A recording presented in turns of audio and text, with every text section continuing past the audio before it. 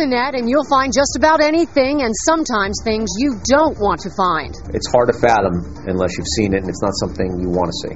There is no scenario where you can get a prepubescent child to look like they're enjoying this act that they're engaged in. And that's exactly what happened to our viewers who reached out to us in anger, in disgust. What they found was shocking video of child pornography, somehow landing on a popular social networking site.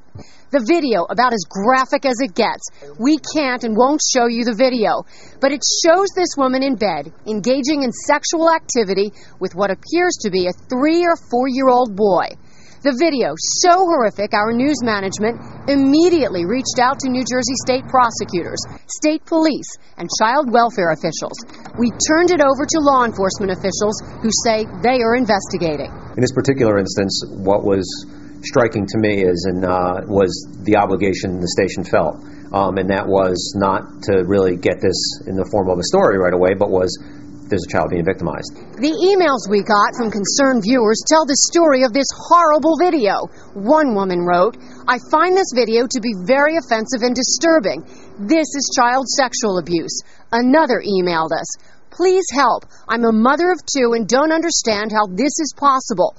And all of the emails wanted police to be notified. Said one email, "I believe this woman needs to be prosecuted." At this point, we don't know when or where this disturbing video was taken or whether it was even shot in this country, but somehow it ended up on a lot of computers in our area. New York City police were contacted by other media about the same piece of video. Police Commissioner Ray Kelly says the Computer Crimes Unit removed it from nearly 70,000 servers nationwide. He says the clip has an IP address linking it to Jamaica, and they referred the investigation to federal law enforcement.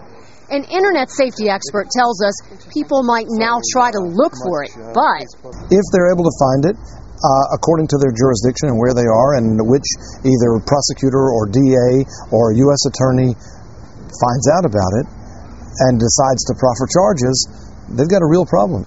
Law enforcement officials we spoke to say they sadly see a lot of this on the internet.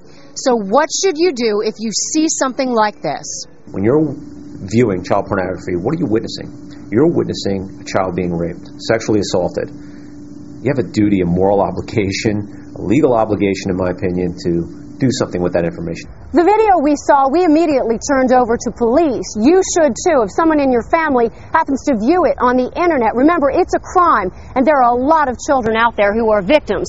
Hopefully, the actions of our viewers will save this little boy and others like him. I'm Joanne Pileggi, Fox 5 News.